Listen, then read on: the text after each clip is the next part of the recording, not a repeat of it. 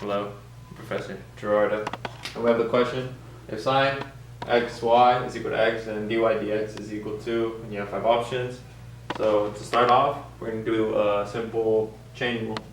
So you take the derivative of the outside first, so you start off with cosine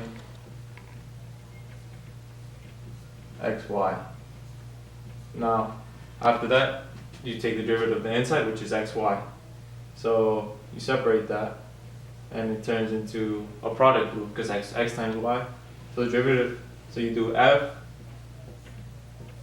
times g prime, which is y prime, which is dy dx, plus the derivative of f prime, which is 1, so you don't worry about it, and then y. Also, you take the derivative of the other side, derivative of x is just 1. You end up with that. So now you have a simple, now it's just solving for dy dx. So the first step is divide the right side, which is 1, by cosine xy. So you end up with x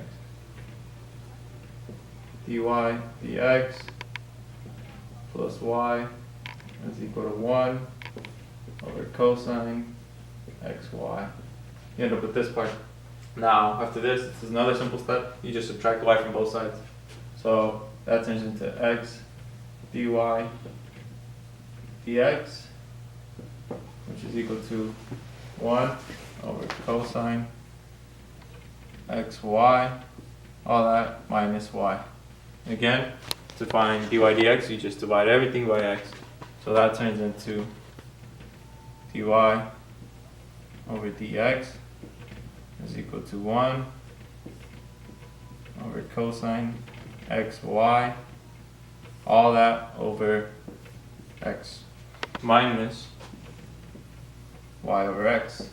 And this is a form of the final answer, but since they do not pop up here, you don't have one that looks exactly like this. You combine by finding the same denominator in both, and you subtract them to have it look like one of these possible answers.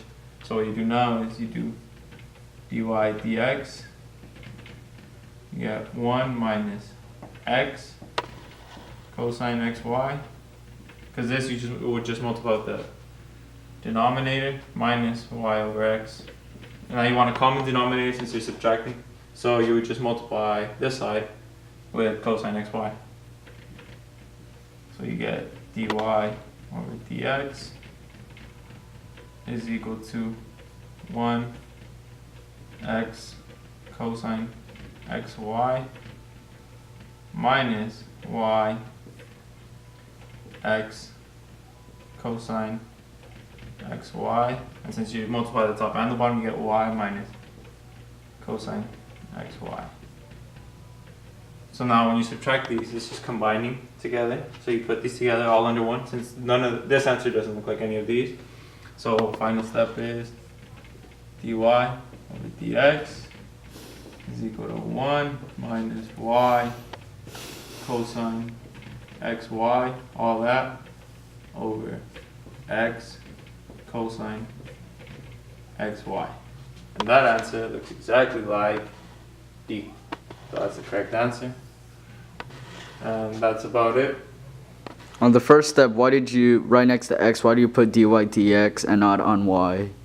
Because the derivative of y, so we're working with dy dx, the derivative of y is dy dx.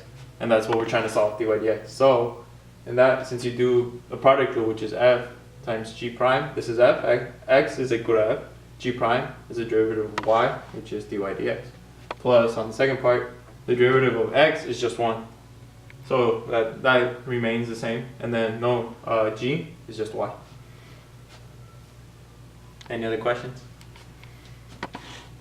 No. All right.